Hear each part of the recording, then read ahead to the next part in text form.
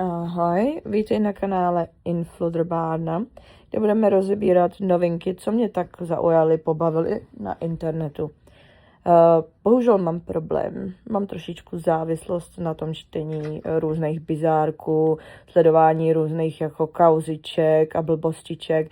A je teda pravda, že jsem ale zjistila, že asi nejsem úplně jediná, protože vím, jakou sledovanost celkem rychle měla i Naika Haley, když vlastně spustila YouTubeový kanál, takže je jasný, že to ty lidi baví a samozřejmě tak, jaký úspěch měla Agáta a Pornela. No jo, a já vím, není to úplně tak vtipný, ale prostě mě to rozesmálo a pobavilo, když jsem to poprvé četla. A tak mě napadlo, že když teďka vlastně ani Agáta není jakoby už drbací a když vlastně Naika Haley taky říkala, že už jí to úplně nebaví, že jí to nezajímá a pak vlastně odletěla na měsíc někam na dovču a teďka se vrátila a zatím jsem si jako nevšimla, že by se do toho úplně hnala zpátky. A říkám si, nechybí to těm lidem, protože mě trošku jo.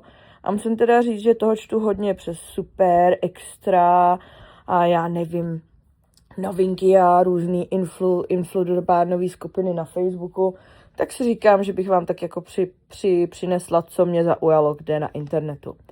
A začneme tady zrovna tou naší Pornelou.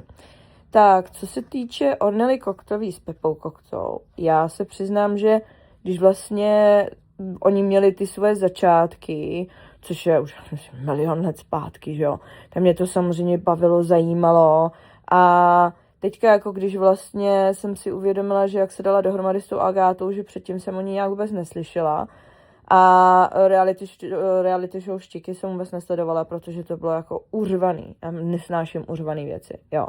No, ale začal jsem tak jako zkoumat ten jejich vztah všechno a zdálo se mi, že to je opravdu jako prezentovaný hezky, tak jako taková jako opravdu jako love story, což jako ona vlastně i je, jo, protože Ornella, ona vlastně jako opravdu ho vlastně změnila, jo, což je takový to, po čem asi každá z nás holek touží prostě a myslím si, že já nevím, no, jako většinou i třeba holky, co neměly spokojený dětství a tak mají potřebu si hledat nějaký rozbitý chlapy. Vůbec nesoudím podle sebe. A možná slyšíte racky. Vůbec nesoudím podle sebe samozřejmě, tak ale podle mě mi přijde, že my si hledáme prostě nějaký jako damaged, rozbořený chlapce, prostě aby jsme jako je napravovali. No a většinou si jako myslíme, jak nám to hrozně vyjde a nikomu to nevyjde. Takže teda gratuluju Orny, že se ti povedlo jako změnit Pepu Koktu, je to fajn. A já jsem si jako myslela podle toho, jak se prezentovala s Agátou, že je to teda úplně někdo jiný, než koho jsem pak viděla, teda jak teda na těch posledních videích, jak tam řeže ty děti, nebo řeže jakoby je, myslím. A nebylo to teda, tohle to zrovna tak jakože úplně jako hrozný, zrovna jakože, že není to, že by je tam někde třískala páskem, jakože a trýznila a tak, ale i přesto já prostě nejsem schopná je vůbec sledovat, jo. Ani jednoho, ani druhýho potom, jak na ty děti řval, protože já jsem to taky neměla úplně jako tichý, tu domácnost, když jsem byla dítě. Nikdo mě teda nebyl, jo, ale neměla jsem to úplně tichý. A vlastně jo, máma mě pak párkrát střískala, ale hele, to bylo fakt, že jsem asi nebyla úplně ten nejlepší puberťák v životě a bylo to opravdu v momentech, kdy jako šlo, že jako měla strach o mě, jo, jako protože prostě, když jsi debil a máš přijít ze školy rovnou domů a nepřijdeš ze školy rovnou domů a nemáš ještě telefon a tak, no tak to se nedivím, jo, jako, hele, já už jsem to pak nikdy neudělala, jo, už jsem to pak nikdy neudělala, takže asi na tom jako něco bylo, no, ale stejně se na to furt nemůžu koukat, protože prostě u nás byl řev, nadávalo se sprostě a tak a já nejsem v pohodě, jo, nejsem v pohodě kvůli tomu a nechci koukat na to, jak je to jinde, jo. Já neříkám, že jako úplně mají nejhorší dětství na světě, to určitě ne, to prostě vidíš, že se mají ty děti dobře, ale tohle to nechci podporovat, nerespektuju to, není to příjemný na to koukat a teď jsem si tak říkala, jako co jsem zjistila vlastně, že mi došlo, že já přeskakuju každý storíčko, jak Ornely, tak Pepy. Já jsem to fakt sledovávala ráda. No, ale jinak co se týče teda toho, když se rozcházeli s tou Agátou, tak se musím přiznat, že já jsem v tu dobu byla docela dost na straně Ornely, protože mně se zdálo, že opravdu ta Agáta tam jakoby kolikrát jako nějaký blbý vtípky nebo tak. Hele, ale mi pak došlo, ona taková prostě je, jo, ona měla jako joky, jako na manžela a tak, jako a nepřišlo mi to nikdy nějak extra hrozný a to už měla přece Ornella vědět, než si vůbec dali dohromady, že je trošku prostě taková, no. Ale byla jsem na straně Ornely, to jsem se zmátla sama sebe. Byla jsem na straně Ornely a Agáta mi přišla jako, že to prostě není úplně příjemný, řešila jí třeba v tom podcastu a tak, ale později vlastně Agáta mně přijde, že se hrozně jako změnila, hrozně vyrostla i v tom, že vlastně začala víc jako mluvit hezky o tom svým manželovi, že jaký podporuje prostě, že mi přijde, že si víc jakoby toho všeho váží. Vlastně když jsem pak poslouchala ty díly s Veronikou, maminkou její, s Veronikou Žolkovou, tak to bylo opravdu nádherný prostě a je tam i vidět, že Agáta ve spoustě věcech jakoby je taky taková jakoby, jak to říct, insecure, nebo jakoby, že se chce zlepšovat, jo, že tam furt řeší třeba jakoby, no, ježiš, já jsem, ano, nebo něco prostě, jo, že já jsem taková a taková, jakoby ve špatným a teď vidím, že vlastně i se zlepšuje, začala jako cvičit, pracuje prostě na své postavě a jako hrozně se jako o sebe začala starat, i koukám, že jako zdraví věci dělá a tak. A prostě jako člověk i hodně roste, i jako navenek, i jako vevnitř a hodně mě to baví pozorovat. A musím říct teda, že ten podcast, co má teď sama, ten je úplně boží. Jo, a nejenom teda ty rozhovory s maminkou, ale musím teda říct, že i ty rozhovory, co tam má s těma hostama. Hele, je to úplně uvolněný. Ona vlastně jak ty hosty, takový ty z toho showbiznisového světa, tak ona je zná. Tak musím teda říct, že jako to je opravdu, když sedí kamarádi na kafi a baví se spolu prostě. Je to fakt přirozený. Zní to fakt dobře, má ty otázky fakt promyšlený, má to hezky připravený. Jo, jako musím říct, že jako za mě pecká. A co se teda týče hostů, co nejsou z toho showbiz světa, tak se musím přiznat, bavilo mě to trošku míň, i když to byly jakoby zajímaví lidi, jo. Vybírá si fakt zajímaví lidi. Měla tam paní, co dělá paliativní péči, což jako je fakt jako hodně hustý vidět, co vlastně všechno se musí jako řešit a v čem vlastně může ti někdo jako takhle pomoct, takováhle péče. Pak tam měla nějakou rodinu, co vlastně se starají nebo zachraňují pejsky někde ve světě, si nepamatuju, kde to bylo. Pardon, sorry, nevzpomenu si. Ale jako musím teda říct, že tam mi ty prachy nepřijdou jako vyhozený u toho Hero. Opravdu jako nepřijde mi to tak. A co se teda tady týče Agáty a jejího Instagramu, tak to je teda najebaný reklamama. Jakože od spoda až dolů. Jo. Mě by docela jako bavilo, kdyby udělala to, že by prostě dávala třeba víc příspěvků nebo toho prostě na nějakou tu placenou platformu, kterou už mám, než abych musela furt překlikávat přes reklamy jak debil. Ale zase jako chápem, jo, proč by neudělala, jako když tu možnost má, neudělala hezký život prostě sobě, dětem, jo. Jsem koupila Krišpínovi ten byt. No a to by mě ale docela zajímalo vlastně, nebo Krišpínovi byt. Ona to byla ta kolej, že jo, co si pořídili, nebo pořídila a Míra na tom dělala, nevím, pořídili asi, že jo, protože manželé. Nevím, jestli má dobrou předmanželskou smlouvu, kdo ví, jo. Těžko říct, nevidíme do toho. Ale líbí se mi, jakoby, že tohle to pořídila a myslela jsem si právě, že to pořídila, jakože aby to jednou měl Krišpín. Ale teď jsem někde viděla furt nějaký zprávy, jakoby kolovat, že to prodává a to by mě docela zajímalo proč. A na to jsem se chtěla zeptat vlastně v živáku a zapomněla jsem na to, mi teď došla. Jo, by the way, teda opravdu jako otázky, co posílám, nebo posílají lidi, že jo, nejenom já, ale jakoby jak na Hero, tak vlastně v živáku, no tak v živáku je to takový sekec, že jo, tam těch komentářů lítá, to nestíhá všechno, anebo prostě co se hodí do zpráv, tak fakt jako odpovídá. A musím teda říct, že Agáta je hodně jakoby reaguje, jo, že opravdu fakt jako vidíš, že si bere věci k srdci. Já jsem tehdy, když ona tam měla prostě nějaký ty hádky s Ornellou a prostě řešila to trošičku, tak ona pak jako řešila, že to řešit nebude, no a stejně to zmínila a já jsem se pak tam nějak nasrala a píšu jí, neříkala jste náhodou, nebo neříkala si, nevím, doufám, že jsem vykala, to bylo asi zprostý, kdybych tykala, jo, ale jestli náhodou neříkala, že jako to dělat nebude a ona pak psala, jakože mám pravdu, jo, a stáhla to, což jako úplně nevidíš, což jako fakt se mi nezdá, no. že bychom to viděli u jiných influencerů. Tak, co tady máme dalšího?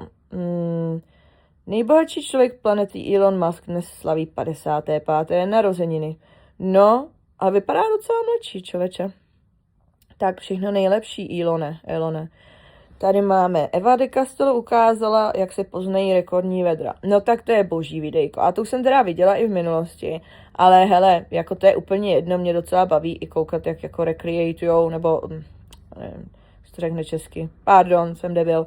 Ale ukázala, jak se poznají rekordní vedra a dala jako pánvičku venku prostě a já jsem žila tam na tom vajíčka, tak to bylo jako fajn. Když tak na to koukám, tak já mám tak zeškrábanou pánev, bych se měla inspirovat Evičkou, to jí má krásnou a pořídit si novou. Fabíny, kódíčky, dodejte, všichni teď mají reklamu na Fabíny. Tak, Feeling Better má podcast novej. A má to úplně jako boží pojmenovaný Auťáci podcast. A musím teda říct, že ten týpek má hlášky jako prase. Je brutálně vtipnej. Fakt jako mě hodně baví prostě. Odpadám z toho smíchy jako. Takže tady asi si myslím, že jako bych řekla, že utratím ty penízky a zaplatím si ho. Tak. Tady jsem chtěla zmínit Lucie Minářová. Lucinka, já jsem ji sledovala dřív, to už je mnoho let zpátky, když jsem si myslela, že budu žrát zdravě a cvičit. Pak jsem ji odsledovala, protože jsem nežrala zdravě a necvičila. Každopádně ale Lucinka, když jsem jí teďka po dlouhý době jsem na ní narazila a říkám si, ty kráso, ta tak zkrásnila. No a teďka si ještě udělala nádherný prodloužený vlasy a musím teda říct, že fakt čumím. I ten projev celkově má jako mnohem lepší, den ode dne lepší. Je to takový, že jako vidíš prostě taky, jak na sobě strašně hezky pracuje. Hodně mě to baví. Tak, co tady máme dále? Péťa TV. Péťa TV mě hodně baví. Hlavně mě baví prostě, když jsou se Sibiřanem, to je fakt prdel sledovat. Baví mě, že jako neřeší prostě přizná, když dělá nějaký krávoviny. Jako samozřejmě teďka jako i hezky sdílí tu cestu toho, jak na sebe pracuje, co se toho zdravého životního stylu týče, ale zároveň prostě to má trošku v balancu, jo, jako požeru si zdravě, no a pak těch 20% trošku pofetuju prostě na, kde on to chodí, na dlouhou. Tam bych si zašla, jo, s Péťou, jako s tím bych fakt jako zašla zakalit ráda. Tady máme Oťase, kdo vyhrál Survivora. Já jsem vůbec neznala Oťase předtím, ale vlastně jsem zjistila díky Kačence Kundosaki z Vespussy Clubu, nebo z Vespussy Clubu, ona byla i bez Pussy Clubu, ale víme, jak to myslíme. No, tak a musím teda říct, že já jsem tak nějak zaregistrovala, že tam Kačenka začala dělat ten podcast o tom Survivoru, ale tím, že mě to nezajímá Survivor, nebaví mě to, a tak jsem jenom tak jako občas koukla, jako jenom na nějaký rioska prostě, že jako to hezky mluví. Si pamatuju, že nemohl vylízt někam na žebřík a ona říkala, že to je jako nejlepší sportovec. No nějak mu to tam nešlo. A já si říkám, to chudák do prdele vypadne v druhém díle. No, tak nevypad. Každopádně na Pussy Clubu oni dělali rozhovory. Hele boží. Musím říct, že jsem se fakt luxusně pobavila, mají superovou chemii. Jo, je to fakt jako mega prostě tyhle ty dva poslouchat spolu. Ještě se těším prostě, co tam bude dál za hosty, protože já si myslím, že Ivanka bude tím, že vlastně bude potřebovat občas odpočívat trošičku víc a trávit čas prostě jinýma věcma než podcastem, tak co jsem tak jakoby pochopila, tak tam budou občas takhle hosti právě jiný a zatím tam byli jenom hosti jako u Kačenky, takže z toho jsem pochopila, že Ivanka bude chtít odpočívat prostě, no.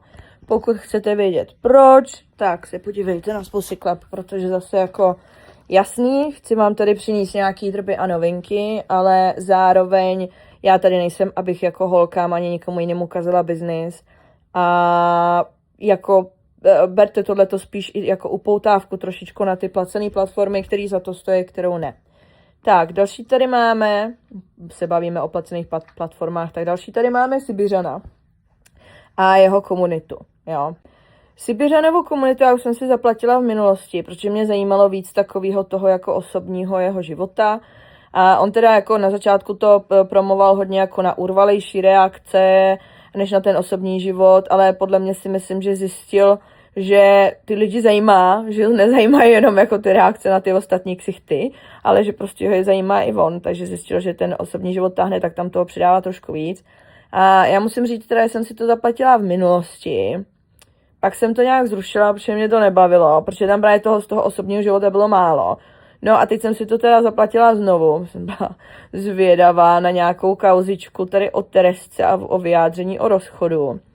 S tím, že jako long story short, Tereska Šulganová, naše bohatá hvězda, milionářka, která lže všem, tak to vypadá, že se s tím svým chlapcem nerozešli, nebo aspoň to tak říká, jo, a ještě tam nadávala na tom Hero vlastně, nebo ona má taky komunitu, ne Hero, tak tam nadávala, že vlastně se lidi jako o to zajímají, ale zároveň to bylo jak vlastně, ale ty to promuješ, aby prostě ti vlezli na komunitu, aby si zaplatili komunitu, ale zároveň jim nadáváš, že jsou to debilové, jakože je to zajímá, tak Terko, jakoby, doufám, že koukala tady na tu reakci od Sibiřana, protože on ti to tam přesně vysvětloval a ber si od něj trošku ty jako rady, jo, prostě on to asi umí, takže bych se na to fakt koukla.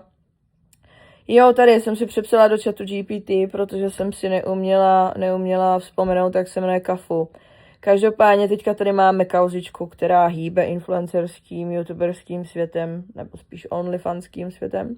A to je o panu Kajumim, který vlastně nějak tak úplně jakoby, ten šel do chládku. No a máme tady kauzičku s jednou jeho kolegyníkou, nebo zaměstnankyní, nebo co to bylo.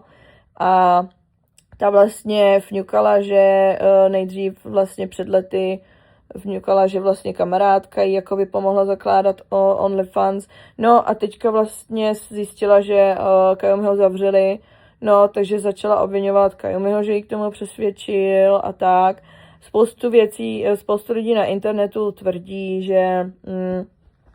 že vlastně ona i možná třeba byla jeho jako spolupachatelka ve spoustě těch věcech a proto teďka vlastně se snaží od něj odpárat, nevím, těžko říct a jsem zvědavá, jak se tohleto ještě vyvine.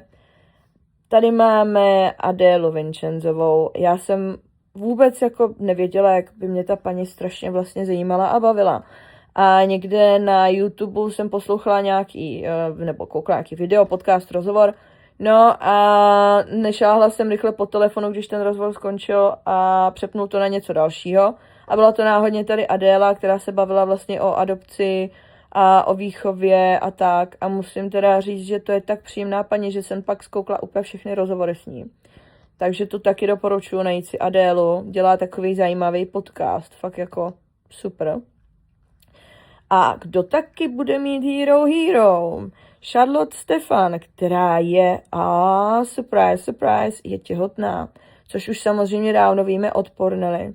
Ale akorát prostě se řeší to, že Ornella předtím jakoby byla obviňovaná z toho, že řekla nějakou jako lež, jo.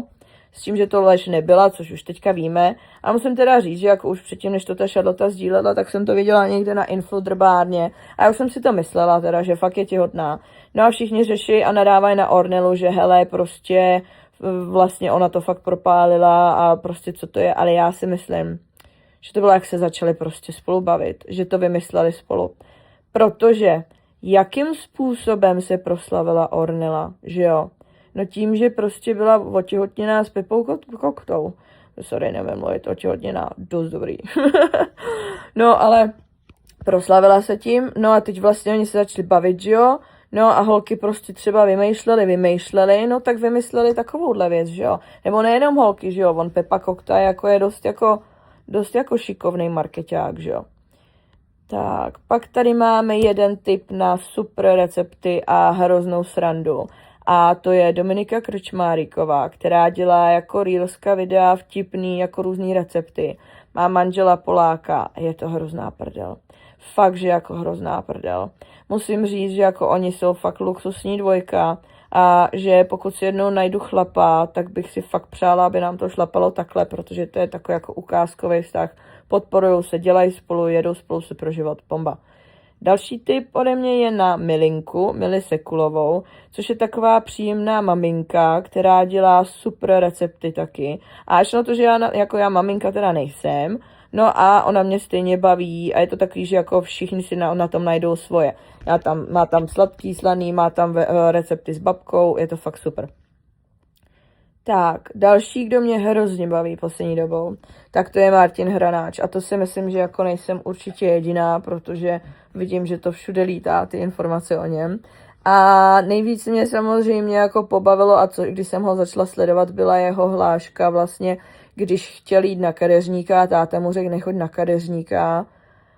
A zbytek si dovíte. Koukněte se tady na ten Instagram jeho.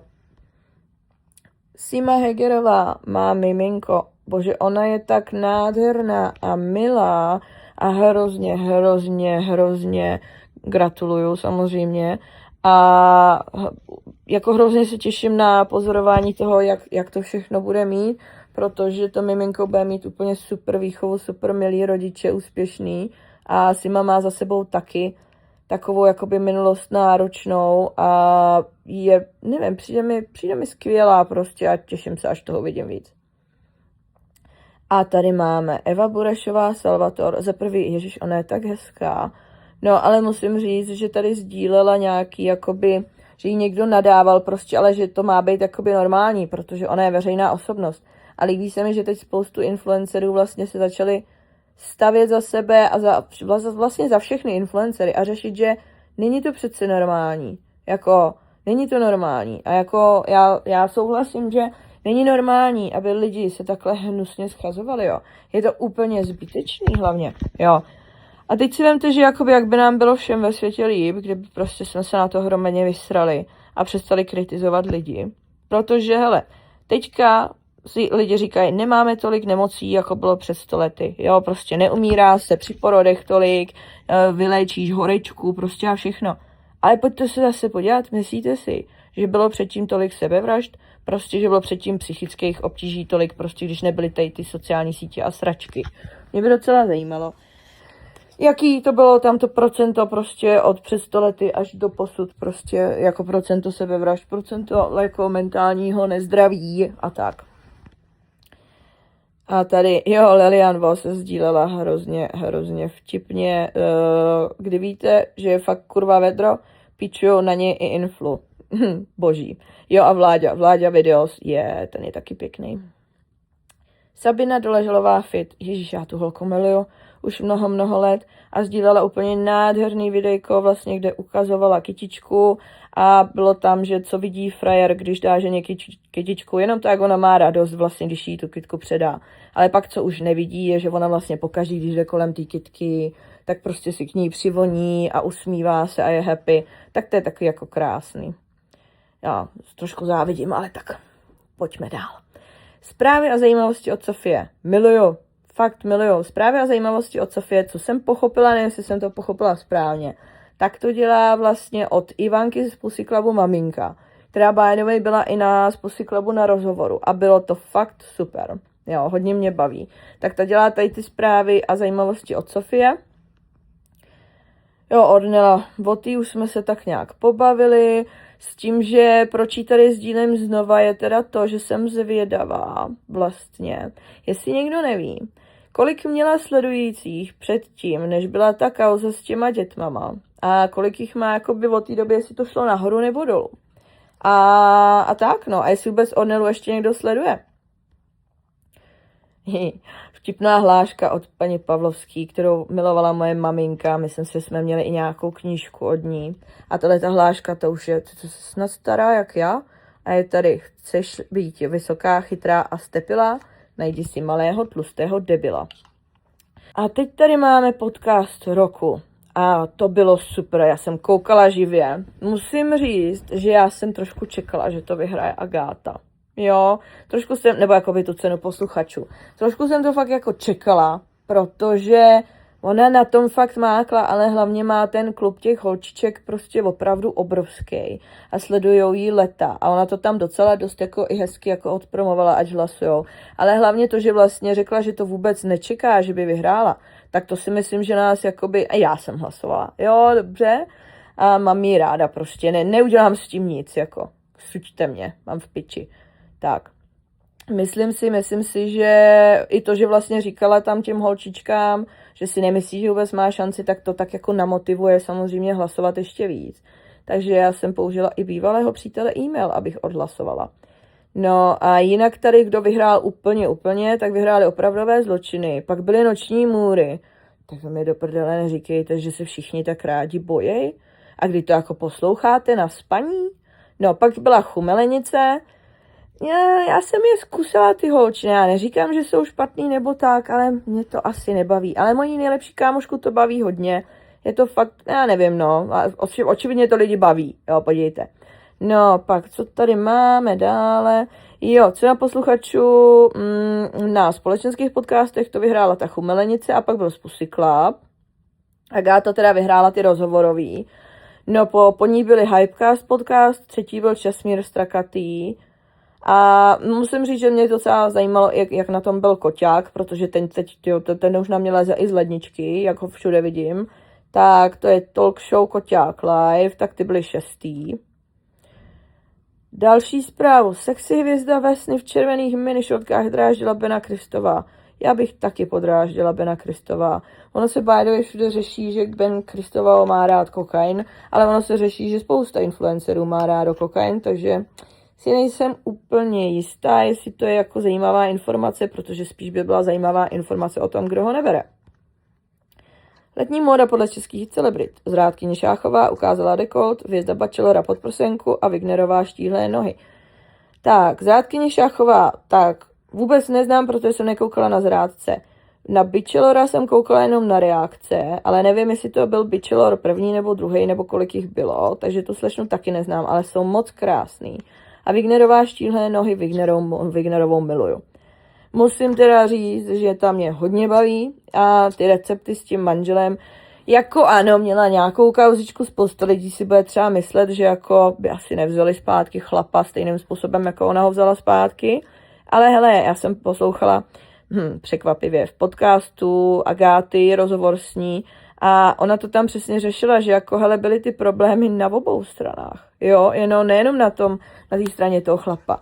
Takže asi je potřeba pochopit prostě, kdy třeba i ty seš, prostě protože na všechno musí být dva, jo, takže je potřeba pochopit i přesně, že on nebyl jediný, kdo to posral, ale ona taky zapracovala na tom.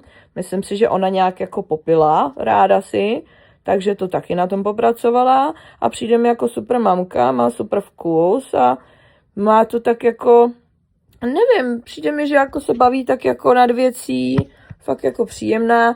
Jo, ale můžete mi jednu věc vysvětlit. Jak můžou ty ženský být v tom vedru s těma rozpuštěnýma vlasama a s tím make-upem na tom ksichtě? Jako to se nepotíte? Můžete mi říct, jako proč nepropaguje někdo kódy na to přestat se potit? Tak, jo, tahle Sněhurka umí být vážně sexy. Rachel Zegler zásobila fanoušky fotkami v bikinách z dámské jízdy. Tahle ta slečna je úplně nádherná a má mega nádherný hlas. Byla jsem v New Yorku v minulý leden, čeština, a byli jsme na Romeovi a Julii na muzikálu. Bože, to byla nádhera. Zvrat u Vémolu. Carlos Lelu velmi mile překvapil. Co se stalo? No tak se Carlos chvíli nechoval jako ignorantský kokot, protože ona odešla. To už si myslím, že se párkrát stalo. Carlos se chová jako táta. To nás velmi mile překvapilo.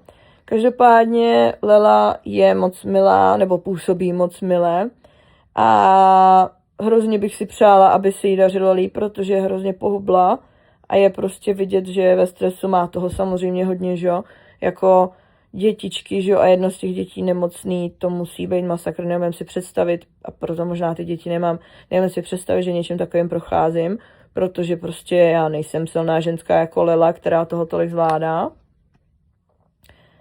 Oblíbený herec Jan Antonín Duchoslav, alias Vicky Cavodaj z legendárního filmu Sněženky a Machři, se umí pořádně odvázat a ve svých 61 letech stále překvapuje. Super.cz se svěřilo, že rád navštěvuje nejen kasína, ale také podniky pro dospělé, takzvané swingers kluby, co v nich nejraději provozuje. No, dej mi ale adresu, jaký klub navštěvuje, protože ten vypadá, že za to umí vzít a musím říct, že já jsem většinou na mladší, ale jo, Tady tak jako miluju Sněženky a Machry, teda jenom tu jedničku, ne tu dvojku. A musím říct, že jeho jsem milovala od první minuty toho filmu, jo, takže tam bych si určitě zašla. Neskutečná kobra. Markéta Konvičková rozpálila fanoušky luxusním tělem v odvážně vykrojených plavkách. Díky bohu, že už se píše pozitivně. Já jsem absolutně nezvládala, když se celým internetem prostě šířilo to, jak prostě ona je strašně opálená, jak se hrozně opaluje moc, že to je ošklivý. To prdele, ta ženská je nemocná, aspoň si to přečtěte. A hello, už jsme zase u té nenávisti na internetu. Markéta krásná je, umí nádherně zpívat, má krásnou rodinu a bojuje jak zblázněná, takže prostě držíme palce. Co máme tady? Evu Smetanu s manželem, s přítelem. Někdo tady na Influderbáně řeší, že má děti ušmudlaný. Děláš si prdel. Já jsem v životě neviděla čistý dítě, kromě fotek na Instagramu. Jo? V životě.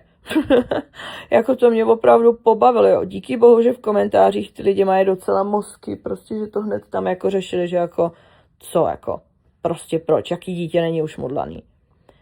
Simča Krajinová, co ona zase hrotí, ta Síma?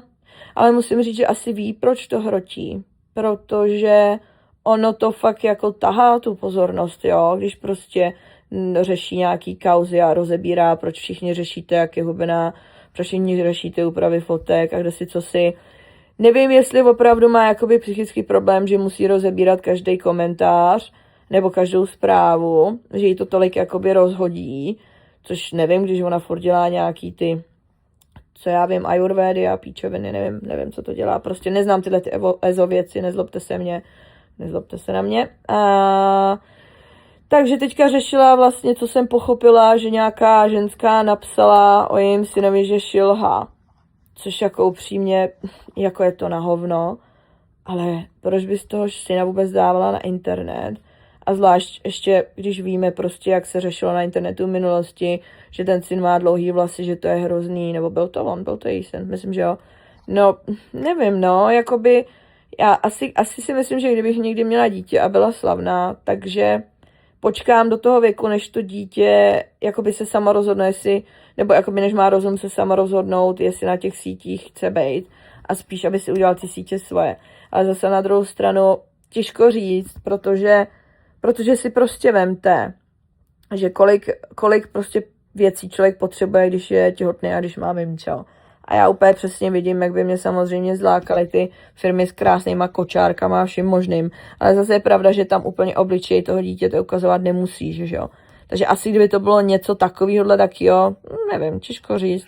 Dám vám vědět, až najdu vhodného dárce spermatu. Tady je očima zločince, to je takový, no. Já vám nevím úplně, jako jaký z toho má pocity, jaký profil, který prostě vlastně jenom přesdíluje spoustu jako zpráv od různých jako sledujících. Teďka jako oni neustále rozebírají Nelu Slovákovou, jo, ale že neustále rozebírají Nelu Slovákovou. A mně to přijde až teda přehnaný, jaký píčoviny tam občas jako jsou schopní řešit, jo. Jako mě, a hlavně mi teda přijde, že to ta Nela dělá chytře a ví, co přesně tam rozebírá, jak to tam bude spát znovu prostě. Jako tam řeší, že Nela měla špinavý tričko, jo. Jako, OK, nevím. Nela jako jasný, není perfektní, je taková svá, jo, občas prostě se mi jaký nelíbí úplně, jak se chová, ale na druhou stranu fakt jako maká, jde si zatím za co chce, baví mě, nesere se s ničím. Musím teda říct, že asi, jak to říct, no. Já jsem vždycky byla školená, že jako náš zákazník, náš pán. Ale zase na druhou stranu, pokud bych byla schopná si vybudovat takovýhle úspěšný biznis a opravdu nemusela jednat s každým kreténem, který prostě bude nepříjemný nebo tak bych asi taky byla jako ráda s tím, že si ty zákazníky můžu vybírat a neměla bych problém jako říct ty věci na rovinu a to, že mi nějaký zákazníci odejdou. No, takže asi úplně nemám s tím problém prostě. Co tady máme dále? Denny Štulíková, ježiš, ta je tak nádherná, ta je tak krásná. Já jsem normálně jako hetero, jo, ale jako mám pocit, že se to normálně i může změnit už. Tahle ta slečna je přítelkyně Jovinečka a musím teda říct, že já jsem dřív vždycky byla taková, že jsem měla ráda ženský, co vypadaly jako, já nevím, Blake Lively, což teda teď úplně nesnáším po té kauze, jo. Ale, nebo nesnáším, ji neznám, jo, ale jakoby, že prostě přeskočím storíčko a jsem odsledovala, jo, že jako nebaví mě to. Ale tady ta slečna, ta je tak hezká a to je tak svá a tak přirozeně hezká, Ježíš na mě baví. Eva Bureš Salvator má diamanty v zubech. Jakoby, ty vole, dej si červenou řepu a ozvi se. Tady máme ve Spable fetujou všichni, včetně trenéru. Bohužel je to známý fakt. Co je kurva Spable? Můžete mi někdo říct, co je Spable? Brad Pitt je s Inés de Ramon údajně šťastný, další manželství ale po zkušenostech z minulosti nechce. No tak to by mě sralo, ale. Protože nechceš být srovnávaná s tou původní ženskou, kterou měl před tebou. Samozřejmě, jo. A jako, ty si říkáš, že ten další vztah by měl být ten perfektní, že jo, a prostě, že ona konečně bude ta pravá a ten jakože happy ending, jo. A to, že on by si mě jako nechtěl vzít, tak asi mi bude říkat to, že vlastně on mě nevidí jako ten happy ending. Takže bych to asi úplně nepřekousla. Lucka Víla skončila v nemocnici. No, jako v tom vedru, ty kráso, to se ani nedivím a doufám, že bude v pohodě, všechno bude dobrý. A by the way, viděli jste tu spolupráci s Tomášem Reichlem? Toho já jsem vůbec neznala a pak najednou vyskakoval. S Luckou Bílou, s Rytmusem, ještě s někým vyskakoval. S kým to on vyskakoval? Nevím, no to je jedno. Každopádně, ale některý videa má fakt vtipný, ale potom jsem viděla, že taky vykrádá, což není vykrádání, ale opakování těch trendů, no ale tady, jakoby pokud je to trend, tak jasný, asi nedávají úplně zdroj, že jo, protože to vyloženě dělá prostě spoustu tvůrců, že opakujou to jedno a samý video, akorát tam je jakoby různý provedení.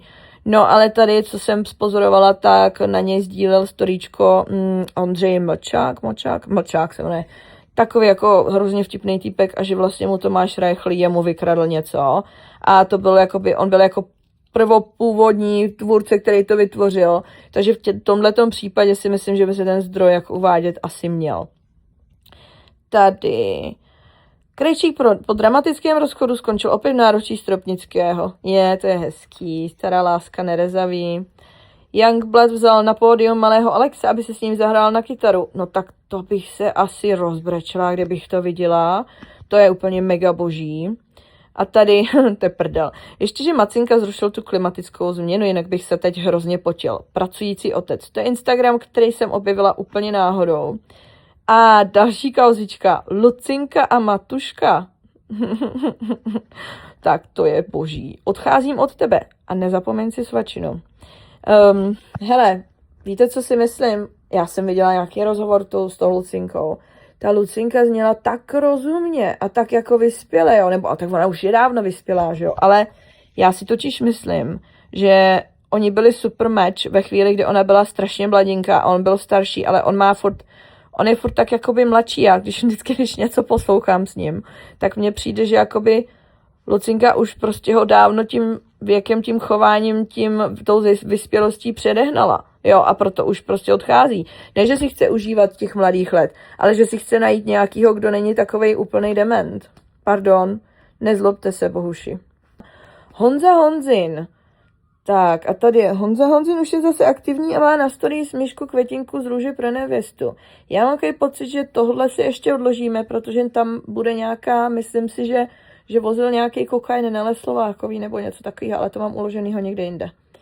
Tak, tady máme Separ. Vyser si oko, Separ. Separ dělal nějaký video, jak proti svý přítelkyni do držky. A musím teda říct, že já Separa jsem vůbec nějak jako neregistrovala, ale právě najkahali. O něm nějak jako nadávala a říkala o něm jako, že vlastně jako na hovno. A já jsem to nějak neřešila, protože jsem si nekoupila Hero, takže jsem to nějak jako se tomu nevěnovala. No, ale přijde mi, že Separa nesnáší jako mnohem víc lidí. A zajímalo by mě proč, protože já jsem tak nějak jako tím jako nesleduju úplně pořádně. Když jsem ho viděla v nějakém rozhovoru, tak mi jako úplnej kokot nepřišel. Takže nevím. Izomandias, tady byla sdílena nějaká fotka s hodně nahýma nohama. Tohle to tady sdílím, že jsem si to uložila jako screenshot, že to pošlu Ivance z Pussy Clubu, protože Ivanka z Pussy Clubu nemá ráda nohy, jako pánský nohy, že jsou úplně odporný. Ale když jí kámoška poslala pánskou nohu, tak jí to hrozně rozesmálo, tak mi přišlo jako fajn věc to uložit. Bude to miminko, Charlotte Štíková, no tak, to už jsme tady měli. Budu spolupracovat s každou značkou, která okomentuje tento reel. To sdílel někdo na Influencerbárně a psali tam, je něco zoufalejšího. Ty vole, není. Protože jak potom by si to někdo měl jako koupit ty věci, když sdílí úplně všechno. Jako já mám pár nějakých dílů na svým běžným TikTok účtu a jakoby dílů ve stylu, že prostě mám nějaký videjka, kde jsem sdílela nějaký produkty, který mám vlastně nalistovaný na svém TikTok krámečku a od tam dostávám nějaký commissions a ty produkty a to jsou to vlastně produkty, které jsem dostala zadarmo jako sample a používám je. No a nebo jsou to produkty, které už jsem doma měla prostě, ale jenom jsem natočila video, protože jsou dobrý a dám to tam. Ale jinak jako tohle to mi přijde jako úplná zhovadilost. No, a tady, co to je vůbec za ženskou? To mě jenom pobavilo. Mickey Rudá hlava? Co to je Mickey Rudá hlava? Netuším, ale píše tady očima zločince, to je poprvé, co vidím osobu oslící o insolvenci s kabelkou Chanel a náramkem Cartier. Hele, upřímně, jako do prdele plaťte dluhy, když je nasekáte. Zuzana Bělohorcová sdílela. Všimli jste si, že po rozchodu ten, kdo miloval, zůstane sám a léčí se, zatímco ten, kdo lásku přestíral, si okamžitě najde náhradu. Jakoby Zuzi, my všichni víme, že to byl kretén, jo? A přeju vám, ať si brzo pohnete pryč, protože z toho, co jsem pochopila, tak s tím kreténem musíte ještě žít. Že žijete zatím ve společné domácnosti. No a nevím, jestli on už náhodou nebyl celou dobu s někým jiným, když byl s váma. Lucie Zelinková. Pane bože, tam mě tak sere tato ženská. Jako nejsem schopná, mám ji všude zablokovanou, aby mi nikde nevylezla. Ale vylezla mi tady na Influencerbárně a píše, chodím cvičit 4x týdně, když se chce, člověk si ten čas prostě udělá. Jo, jasný, takže všichni mají prachy na chovy, všichni mají čas. Samoživitelka ženská se 3 dětma si udělá čas. Lucie, ty si... Znáte někoho z letošní farmy Česko? Jo, a tady si to počtěte, tady nasdílím. Kamarádka žije s Filipem, Filip je v reálu úplný milios, asi když se dobře nastřelí. Jaminky, tady fakt, jo, je i v reálu takový psychopat a tady píše Filipku, pro Sokol na to odpovídá. A někdo se ho tam reálně zeptal na otázku a oni jim jako napsal, že odpoví v soukromé zprávě, takže jsme se nedozvěděli vůbec nic. Koukněte, to je debil. Aspoň odpověz teda veřejně, když už prostě takhle akorát ti bude každý psát. A tady toho Magora znám z Formáře, násilník. To je ten, co chtěl tu partnerku minulou zpátky, taková hezká blondýna. No, mrkněte se na to.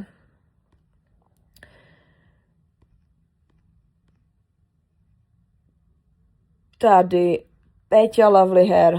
Tyjo, no, co jsem pochopila, tak Péťa, protože ona nebyla moc aktivní a řešilo se to na Influencerbárně. Péťa má asi, a není to nikde potvrzený samozřejmě, všechno to jsou jenom jako věci, jedna paní povídala. Já tady nezdílím v celém tom videu nic, co bych jako se dozvěděla přímo od těch influencerů, ale prostě věci, které jsem si někde dočetla. Máme tady, je Adam Mech gay nebo ne, jen ze zvědavosti. Přijde mi fajn, ale nikdy jsem žádnýho z těch nezaznamenala. Vůbec nevím, kdo je Adam Mech, ale Karel Veverka, který je vlastně admin Influencerbárny, tak tady nasdílel screenshot. Jakoby gay je, tak to už asi víme. Chodil s mým kamarádem a Adam Mach je gay. Tak to už teď taky teda víme. S tím jsem spal zase já. Akorát je to pěkná sketa. Moc dobře ho baví cestování po světě a tak využil jednoho postiženého geje, který má zazabané rodiče.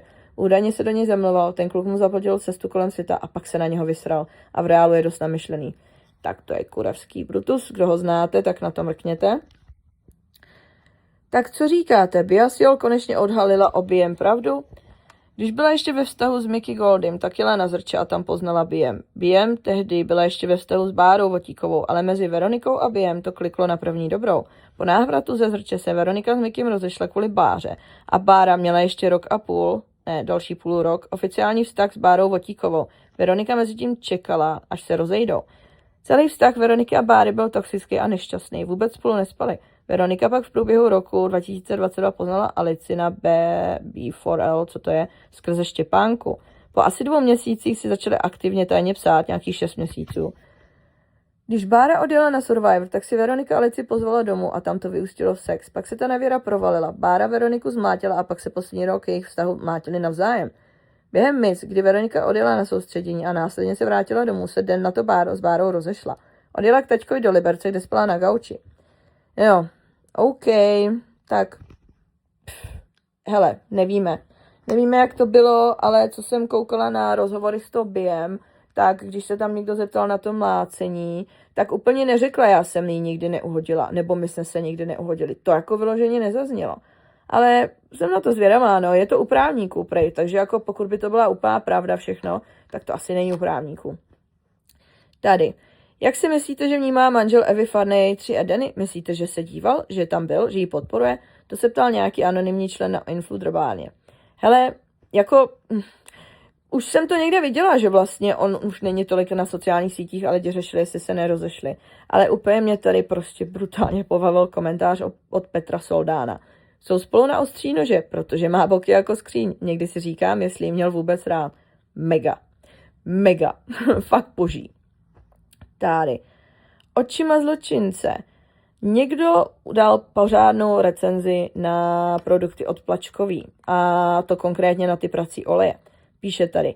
Já vím, že je to úplně irelevantní, ale používala jsem víc jak rok oleje do praní od značky, kterou vyrábí Plačková a všechno bylo cajk. Tchán má servis praček a sušiček a td. A to k němu dáváme čas od času vyčistit a taky neříkal, že by bylo něco někde zničené. Ale je pravda, že co mu zákazníci vozili spotřebiče po půle, tak byli na odpis. Takže kdo chce tyhle ty olejíčky, tak doporučujeme Zuzu.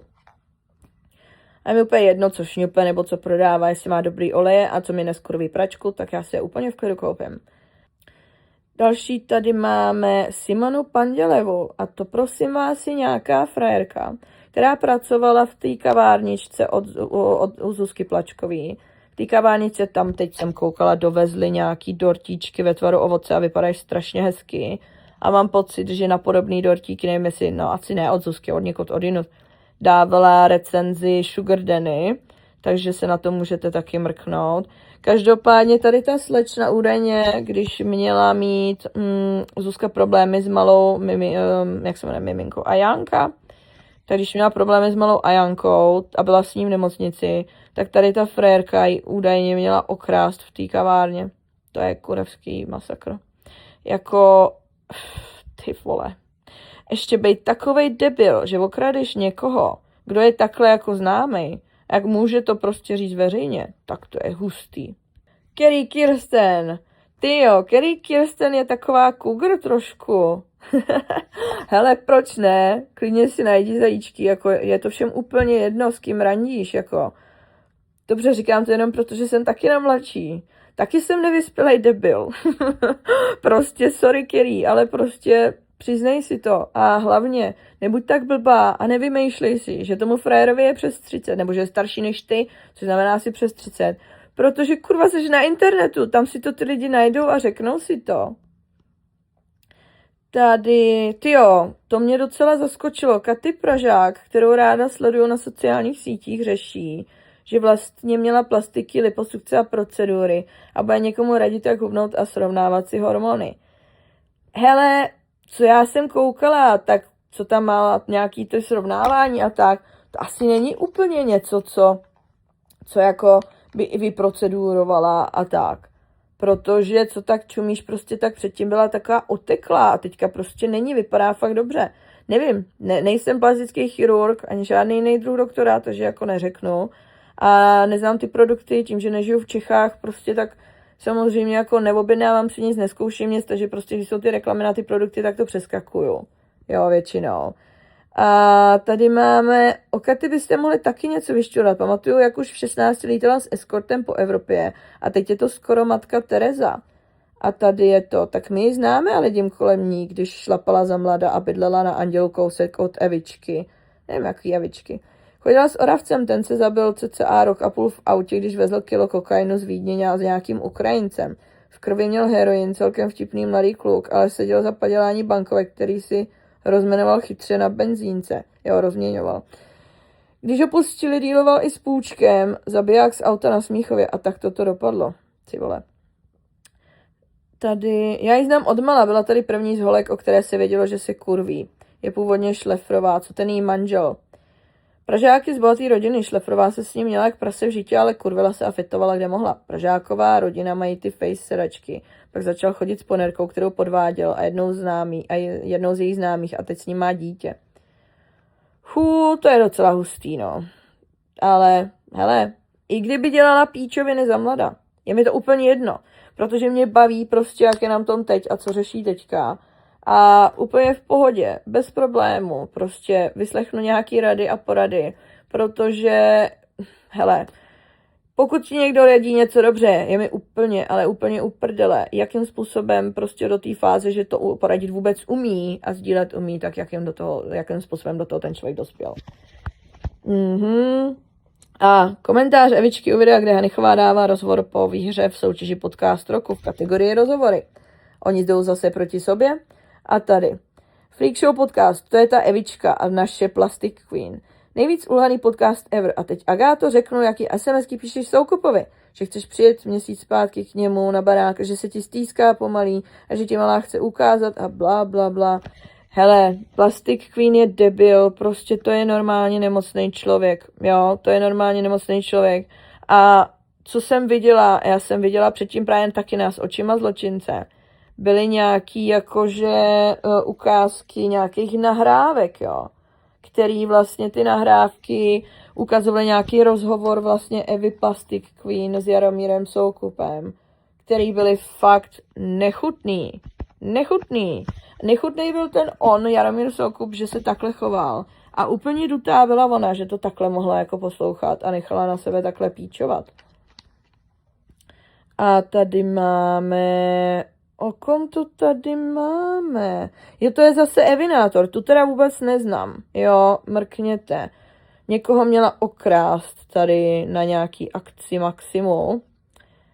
A tady máme, to je ten Honza Honzin s tou Nelou. Zdravím, já dokonce vím, kdo je ten týpek, za kterým Nela jela do AZ. Měl kavárnu na poli ve Futuru, vzali mu papíry skrz řízení pod vlivem, ale papíry mu nedávno vrátili, je po Brně vyhlášený a 2 sněhové vločky. Tak co to může být? Párkrát jsem měla tu čest ho vidět a něco tak odporně vykroucenýho a arrogantního jsem nikdy neviděla. Prdel.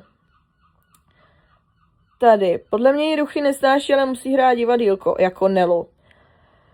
Hele, to mi přijde jako píčovina, jo, jako dělají si ze sebe srandičky a možná teďka přesně, jak jsem říkala, možná teďka ona viděla, že to lidi řeší, že se rozešli a že se rozejdou a kde si co si, tak podle mě do toho tlačí ještě víc.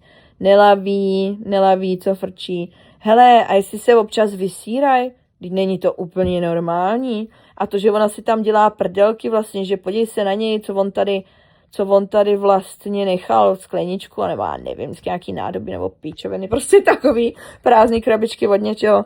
Vždyť na to si stěžuje každá ženská, ponožky všude a tak, no. Pamatuju si z Darlingu, věčně zulená a svoukaná. Evinátor, tak zulená nebo svoukaná? To asi nejde obojí dohromady. Jakože hodně hulila, to vím taky, ale tohle je mazec. A co je mazec? Jako, jo, zhulená svoukaná není mazec, ale to s tou krádeží. Tak to jo. Na drbánách se psalo, že kradla oblečení do alobalem vyložených tašek. Honza Honzim má exekuce a dítě, ke kterému se nezdá. Vtipné je, že to dítě je hodně podobné na Roušela. Honza Honzim má být údajně HIV pozitivní. Ty kráso, to je masakr tady na tom očima zločince. A tady máme moji oblíbenou kouřilkovou Denisku, která vysírá strašně moc lidí. Ale mě to prostě baví. Hele, baví mě to i taky v tom, že já mám taky hraničku. Sice teda musím říct, že se snažím trošičku líp o sebe starat než ta Denny, i když poslední dobou taky úplně ne. Ale hele, je svá, sdílí fakt všechno. Já taky nemám moc kamarádů, takže taky na tom internetu trávím strašně moc času a že tam lidi řeší, že nemá kámoša a je na storíčkách Jako, najděte si s hraničkou kámoše. Podívejte se prostě na to o té hranice, trošku si o tom počtěte, protože to není úplně prdel, no. Ale tady píše, že hele, a to vůbec nevím o tom nic, o téhle kauze, jo, ale vy asi budete něco vědět, tak to tady hážu taky. Kámo, on mě mega pojebal, když jsme jakoby se rozcházeli v rámci Sugar Lounge. To bylo nějak poté, co jsem byla v Paříži. Týpek na mě vytáhl, že prostě teďka, když mi líkli news, a je to všude po internetu, že je to špatná reprezentace, že to se chce dělat beze mě. A já, že co prosím, nějak jsme to táhli do konce roku a když jsme končili, tak mi řekl, že to žádné peníze nevydělalo a nikdy mi nic nedal. Přitom jenom první den, co jsme to spustili, jsme měli obrat 900K. To bylo úplně obrovské a týpek mi řekl, že všechno, co jsme viděli, jsme dali zpátky do toho a prostě nazdar. Ty kokos, no. To jsi trošku pojebala, ale no, musíš víc věcí řešit s právníkama, Denny. Jo, a tady máme Richarda. To vás je Richard Chlad. A tady píše, tak s Richardem, který je oba, tak pozbuzujou, jsou ty prý party ty stejné. Tak kurva, co všichni furt řešej ten kokain. Jako prostě, je to tak, no, prostě všude se fetuje. A tady píše někdo, bydlím kousek od Futura, můžu to potvrdit. Jinak Nelča je známá v Brně tím, že když dělala party u ní doma, tak všem vzala telefony, aby se nic nedostala ven. A nahá tam koksovala, nevím, jestli byla nahá jen ona nebo všichni, ale docela zajímavé party. No a co? Kurva, ať si dělá, co chce, když tomu někomu, jako tím někomu neobližuje. Proč by ne? Jo, a tady nějaký vtip o Aničce. Anička, která se prý upne na každého manipulátora, nejdřív dělala otroka Kajumimu, pomáhala mu s tou údajnou trestnou činností a dohazovala holky do jeho agentury. Když se na ní vykašlala, tak se snažila z těch smluv neúspěšně vysekat přes právníky. Pak se ale našla Lua, což je prý týpek, kterého do Love Islandu nastrčila jeho máma a celá ta scéna s Adrianou byla fake. Luovi a jeho mamince se samozřejmě nelíbilo, že Kapus sype peníze někam mimo rodinu, tak vymysleli plán. Policie to ale nechtěla moc řešit a pak z toho museli uměle nafouknout organizovaný zločin, kde Anička naprášila úplně každého, koho znala, jen aby měli počty. Trochu se to obrátilo. Lidi sice Kajmoho nemusí, ale Kafu její minulost neodpářou a tu svatou Johánku z Arku ji prostě nesežrali. Myslím, že to může mít pravda, protože to, co říká Apolena, je jak vyčtený z knížky. To je kurva Apolena. Už tam řešili nějakou Apolenu. Evička říká, že s ní byl Soukup šťastnější než s Agátou. Tak to je prdel. U Agáty měl pohodu, chodil k ní jen občas a ještě měla uklízečka a uměla vařit. U Evičky bude muset pěkně makat, chceme více těchto videí. A tady píše Evička Plastic Queen. Agáta s ním nespala, je frigidní, jak sama říká, takže mu bylo lépe se mnou. Lepší prázdnej pytel než plný žaludek. Jo, kočičko. Agáta s ním nespala, jo. A to dítě jí udělal Ježíš, ty vole. A tady máme Soukupa zase. 20 let byl ženatý předtím, než byl mediálně známý, pak se proslavil a většinou střídá jen lehké děvy. Je to škoda, protože je to poměrně inteligentní a tahá se s takovými. Jo, tak tato paní asi neviděla to, co se nahrávalo, co posílala Evča Plastic Queen. A tady byl někdo, kdo komentoval, byl s ní šťastnější, proto jí zdrhal za Wolfovou. Tak to jsem nevěděla, že se jako Soukup i kurvil. A co tady máme dál? Sugar Dancho. Boyfriend. Bože, lidi řeší na internetu, že Sugar Dancha má boyfrienda, který vlastně není boyfriend, ale je fejkovej, že za ním letěla do Albánie a že jí tam ghostnul a podobný prostě krávoviny. Hele, Denisa je zrovna někdo, kdo furt řeší všechno, když řešila, že se v Thajsku nemohla vysrat. To asi podle mě není typ, který jako bude vymýšlet si boyfriendy, jo. Fakt jako sdílí úplně všechno. Takže tomu úplně nevěřím, že by si to vymyslela, ale víte co, já nejsem úplně objektivní, prostě no. Já jí trošku jí rozumím ve spoustě věcech, jak se chová i ty crashouty. Já musím říct, že jako moje crashouty nejsou úplně rozdílný, akorát nejdou prostě ven na internet, no. Jo, Sugar Danny a její crash out a reakce na to, že lidi píčou, že přibrala 4 kila. Hele, úplně upřímně, Denisa prostě jela na 3 dovolený, tak si snížila dávky Munjára a prostě si to trošku užívá a se do toho vrátí zpátky nebo ne, ale není to tak, že jako ona přežrala to Munjáru, jak říkal Sibiřán. Ona prostě ty dávky snížila nebo si dala rozestup další, něco takového, protože kurva prostě, když si chceš užít 3 dovolený, tak si chceš užít 3 dovolený. Ale hlavně oni tam jsou nějaký side effects, že jo. Takže jako když asi letíš v poprvé životě za boyfriendem do Albánie, nechceš se tam zesrat. Jo, úplně. A na závěr bych chtěla popřát Petře Lovely Hair, aby se brzo uzdravila, ať už se jí děje, co se děje. Z toho, co jsem pochopila, tak asi ta roztroužená skleróza. A aby se o sebe hezky starala, s tím, že podle mě ona žije jako zdravě, stará se o sebe a na internetu se rozebírá, že je nezdravě hubená, že skoro nejí, že do sebe prostě, že na sebe patlá produkty, strká do sebe silikony, že si to způsobila sama, že to svádí na covid. Prosím vás, to, že někdo člověk má jakoby nějaký úpravy nebo tohle, tak já si nemyslím, že to nějakým způsobem způsobuje roztroušenou sklerózu.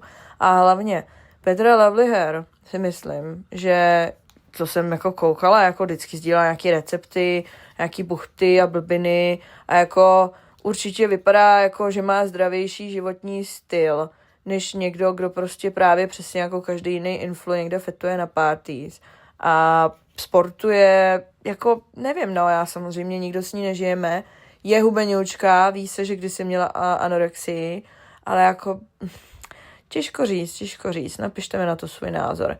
Já bych chtěla moc poděkovat za to, že tady jste vydrželi, pokud někdo teda vůbec vydržel. A pokud vás to tady baví, tak bych vás chtěla poprosit o follow, o like, o sdílení, o komentáře, protože je to první video. A jestli to bude lidi bavit, tak to budu vydávat. Ale samozřejmě to musíme zjistit, že když to nějaký lidi uvidějí a k těm se to nějakým způsobem musí dostat. Takže pokud se vám to líbilo, prosím sdílejte a samozřejmě pokud se vám to nelíbilo, tak mi dejte vědět, co je potřeba zlepšit, co je potřeba dělat jinak. Asi toho bude samozřejmě dost, protože jsem v životě takovýhle dlouhý video nedělala. No a mějte se krásně, užívejte si horké letní dny a uvidíme se příště, uslyšíme se příště, děkuju moc za poslouchání.